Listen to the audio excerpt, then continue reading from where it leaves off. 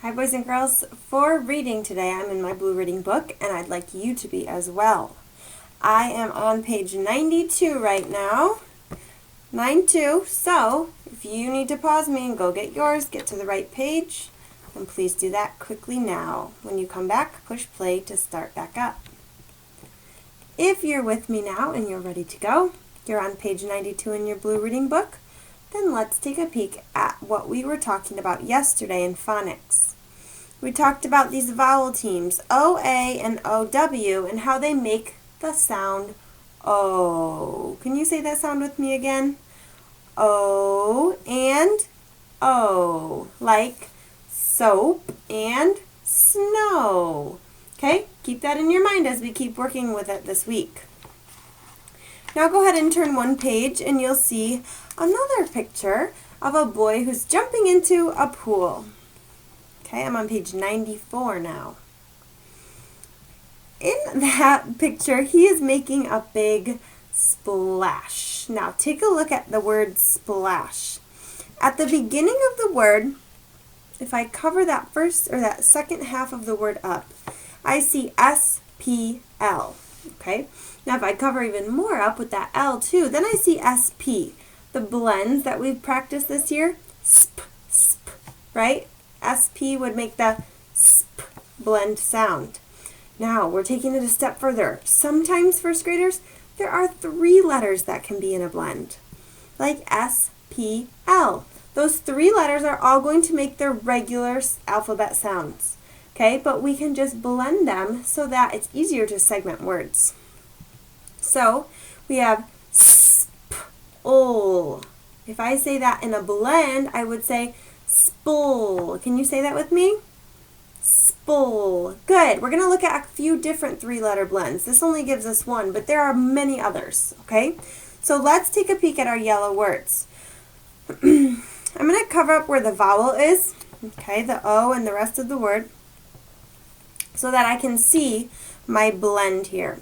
I have 3 syllables, st and okay? If I want to make this a blend, I say stir. Can you say that with me?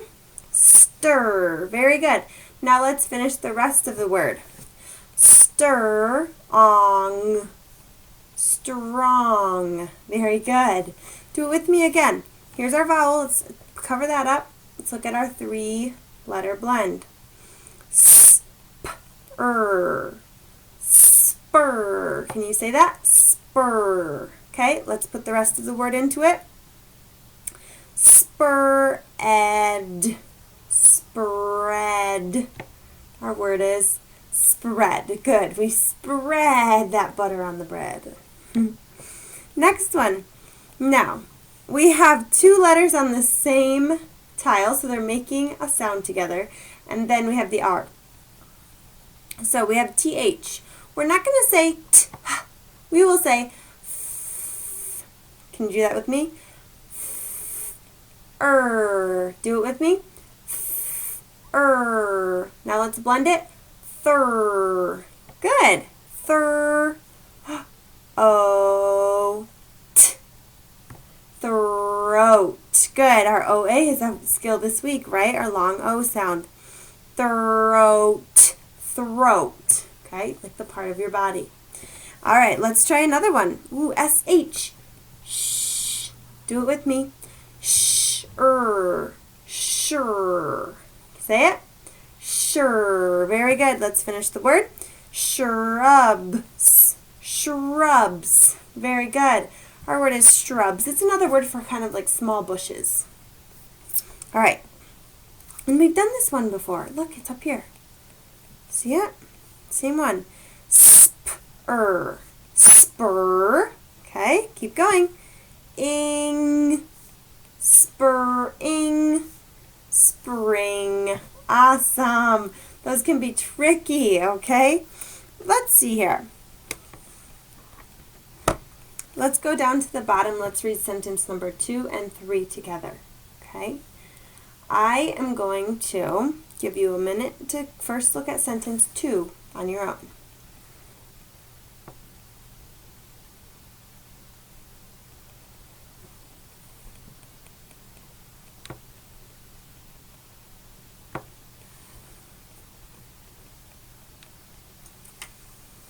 Okay, ready to try it with me? Here we go. My throat feels sore. Good. My throat feels sore. One more time, nice and smooth with me. My throat feels sore. Good job. Try number 3. You have a blend, sure, right at the beginning there. See if you can figure that out.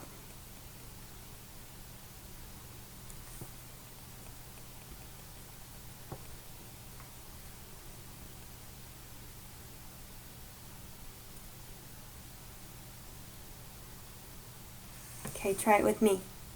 Shrubs turn green in spring. Spring. Read it again.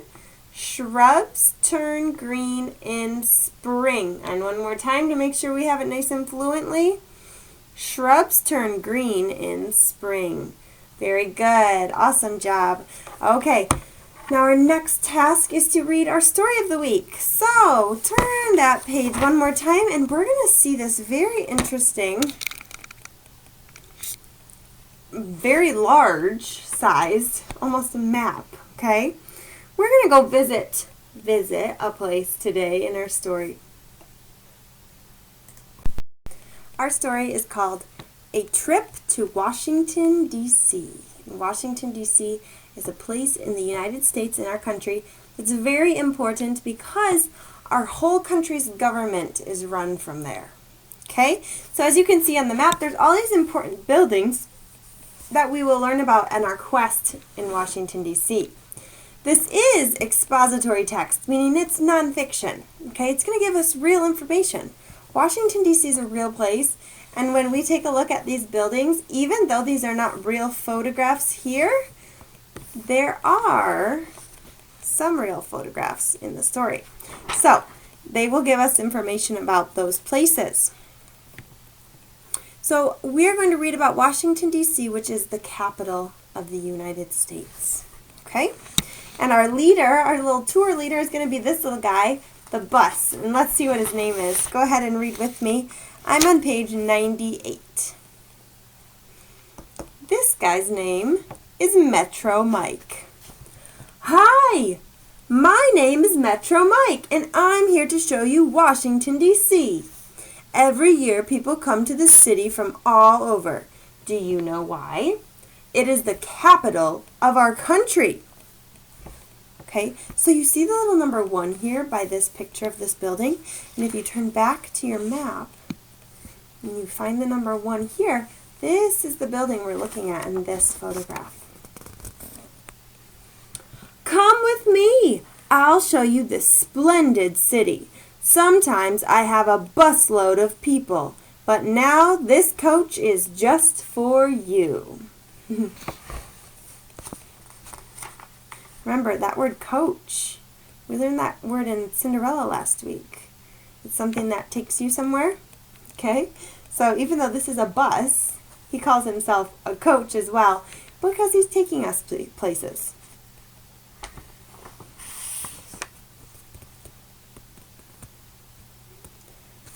Now we see building number 2. Go ahead and you can read along with me or just simply follow.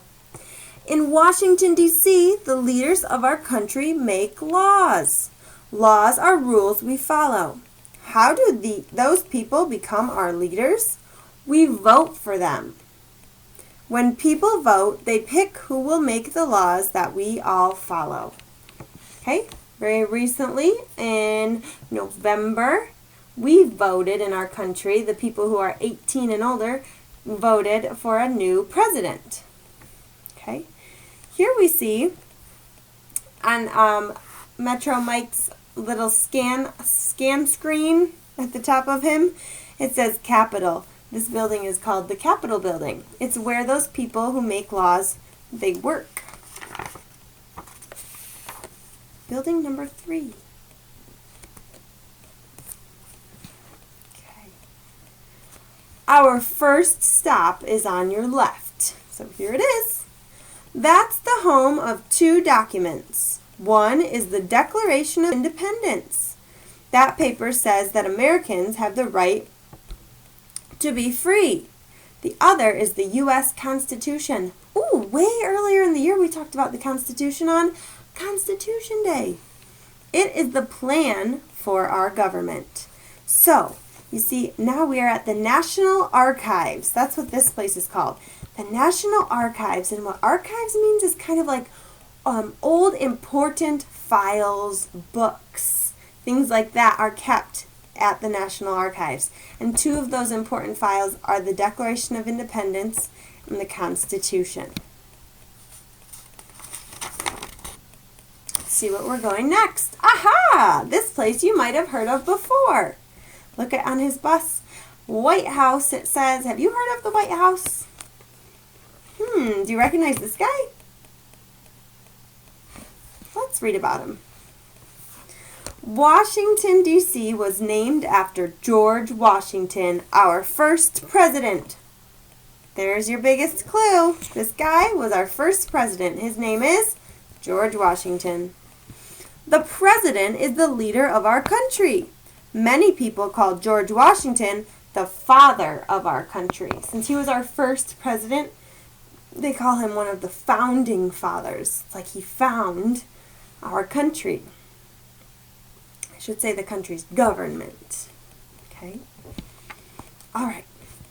Here, Metro Mike says, I'll slow down here to show you the White House. This is where the president lives and works now. Okay? So there it is. This is the house that the president lives in and he works there. So it's his office and it's his house. But it's pretty big, so there's plenty of room for all of that. Let's see where we go next. Aha. We're going to a river. Okay. Take a look at this big river we see. This next road will take us by the Potomac River. Look up in the sky. That beautiful bird stands for America. It's called a symbol. It is strong and free. Okay, this is the bird he's talking about. Let's read a little bit more about that bird. Did you see that splash? That bird took a fish to put in its mouth. Once there weren't many of these birds in the wild. Now there are many more. Do you know what this bird is? Yes, it's an eagle. All right, Metro Mike, where are we going next? Ooh, look at this tall, skinny building. Down that street, you'll see lots of flags. In Washington, D.C., you will see the stars and stripes flying in many places. When he says stars and stripes, he means the flags. This red, white, and blue flag also stands for America. So there's two things that stand for America. We also call them symbols. The flags, the American flag, and the eagle.